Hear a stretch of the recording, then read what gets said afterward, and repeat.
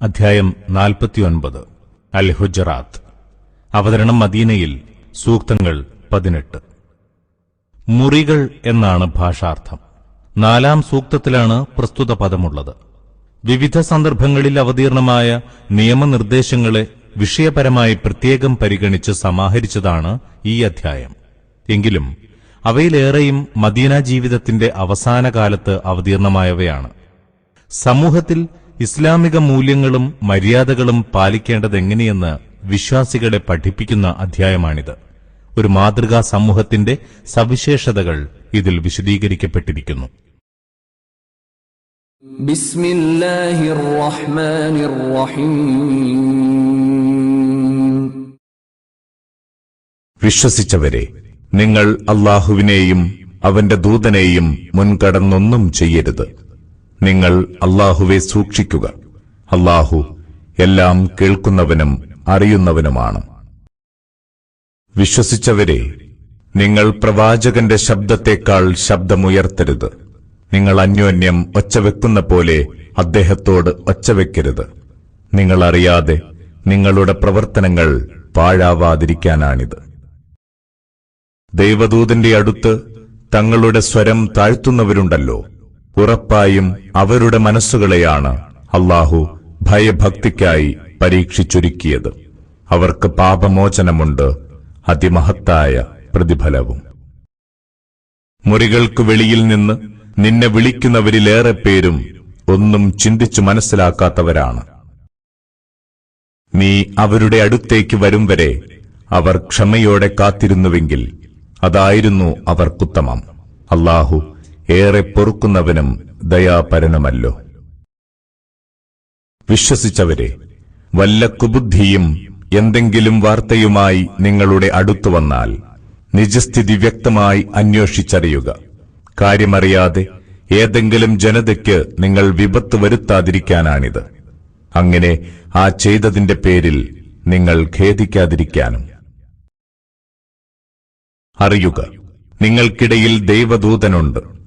പല കാര്യങ്ങളിലും അദ്ദേഹം നിങ്ങളെ അനുസരിക്കുന്നുവെങ്കിൽ നിങ്ങൾ അതിന്റെ പേരിൽ ക്ലേശിക്കേണ്ടിവരും. എന്നാൽ അല്ലാഹു സത്യവിശ്വാസത്തെ നിങ്ങൾക്ക് ഏറെ പ്രിയങ്കരമാക്കിയിരിക്കുന്നു. അതിനെ നിങ്ങളുടെ മനസ്സുകൾക്ക് അലങ്കൃതവുമാക്കിയിരിക്കുന്നു. സത്യനിഷേധവും തെമ്മാടിത്തവും ധിക്കാരവും നിങ്ങൾക്കവൻ ഏറെ വെറുപ്പുള്ളതാക്കുകയും ചെയ്തിരിക്കുന്നു. അത്തരക്കാരാകുന്നു നേർവഴി പ്രാപിച്ചവർ. അത് അല്ലാഹുവിൽ നിന്നുള്ള ഔദാര്യവും അനുഗ്രഹവുമാണ്. അല്ലാഹു എല്ലാം അറിയുന്നവനും യുക്തിജ്ഞനുമാണ്. സത്യവിശ്വാസികളിലെ 2 വിഭാഗം പരസ്പരം പോരടിച്ചാൽ നിങ്ങൾ അവർക്കിടയിൽ സന്ധിയുണ്ടാക്കുക. പിന്നെ അവരിലൊരു വിഭാഗം മറുവിഭാഗത്തിനെതിരെ അതിക്രമം കാട്ടിയാൽ അതിക്രമം കാണിച്ചവർക്കെതിരെ നിങ്ങൾ യുദ്ധം ചെയ്യുക. അവർ അല്ലാഹുവിന്റെ കൽപ്പനയിലേക്ക് മടങ്ങിവരും വരെ. അവർ മടങ്ങിവരികയാണെങ്കിൽ നിങ്ങൾ അവർക്കിടയിൽ നീതിപൂർവം സന്ധിയുണ്ടാക്കുക. നീതി പാലിക്കുക. നീതി പാലിക്കുന്നവരെ അല്ലാഹു ഇഷ്ടപ്പെടുന്നു.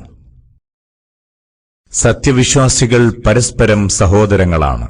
അതിനാൽ നിങ്ങൾ നിങ്ങളുടെ സഹോദരങ്ങൾക്കിടയിൽ ഐക്യമുണ്ടാക്കുക. നിങ്ങൾ അല്ലാഹുവെ സൂക്ഷിക്കുക. നിങ്ങൾക്ക് കാരുണ്യം കിട്ടിയേക്കും. സത്യവിശ്വാസികളെ, ഒരു ജനത മറ്റൊരു ജനതയെ പരിഹസിക്കരുത്. പരിഹസിക്കപ്പെടുന്നവർ പരിഹസിക്കുന്നവരെക്കാൾ നല്ലവരായേക്കാം. സ്ത്രീകൾ സ്ത്രീകളെയും പരിഹസിക്കരുത്. പരിഹസിക്കപ്പെടുന്നവർ പരിഹസിക്കുന്നവരെക്കാൾ ഉത്തമകളായേക്കാം. നിങ്ങൾ അന്യോന്യം കുത്തുവാക്കു പറയരുത്. പരിഹാസ പേരുകൾ ഉപയോഗിച്ച് പരസ്പരം അപമാനിക്കരുത്. സത്യവിശ്വാസം സ്വീകരിച്ച ശേഷം അധർമ്മത്തിന്റെ പേരുപയോഗിക്കുന്നത് എത്ര നീചം! ആർ പശ്ചാത്തപിക്കുന്നില്ലയോ, അവർ തന്നെയാണ് അക്രമികൾ. വിശ്വസിച്ചവരെ, ഊഹങ്ങളേറെയും വർജിക്കുക. ഉറപ്പായും ഊഹങ്ങളിൽ ചിലത് കുറ്റമാണ്. നിങ്ങൾ രഹസ്യം ചുഴിഞ്ഞന്വേഷിക്കരുത്. നിങ്ങളിലാരും മറ്റുള്ളവരെപ്പറ്റി അവരുടെ അസാന്നിധ്യത്തിൽ മോശമായി സംസാരിക്കരുത്. മരിച്ചുകിടക്കുന്ന സഹോദരന്റെ മാംസം തിന്നാൻ നിങ്ങൾ ആരെങ്കിലും ഇഷ്ടപ്പെടുമോ?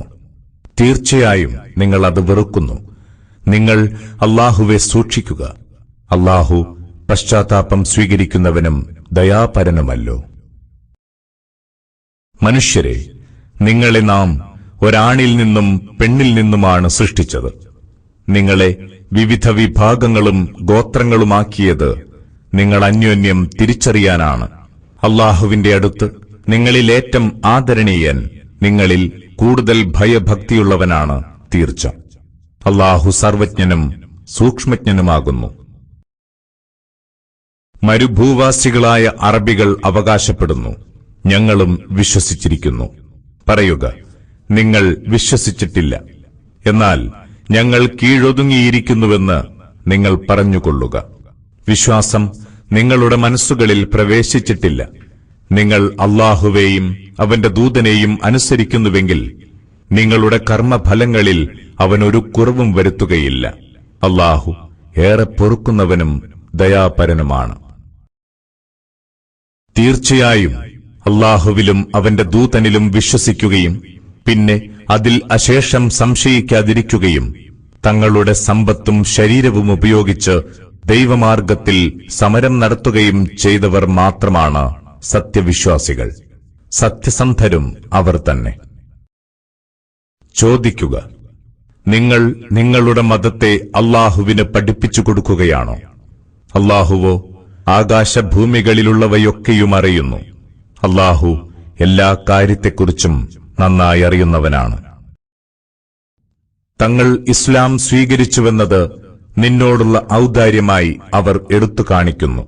പറയുക, നിങ്ങൾ ഇസ്ലാം സ്വീകരിച്ചത് എന്നോടുള്ള ഔദാര്യമായി എടുത്തു കാണിക്കരുത്.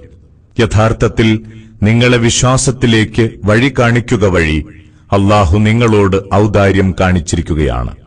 നിങ്ങൾ സത്യവാൻമാരെങ്കിൽ ഇത് അംഗീകരിക്കുക. ആകാശഭൂമികളിൽ മറഞ്ഞിരിക്കുന്നതെല്ലാം അല്ലാഹു അറിയുന്നു. നിങ്ങൾ ചെയ്യുന്നതൊക്കെ സൂക്ഷ്മമായി വീക്ഷിക്കുന്നവനാണ് അല്ലാഹു.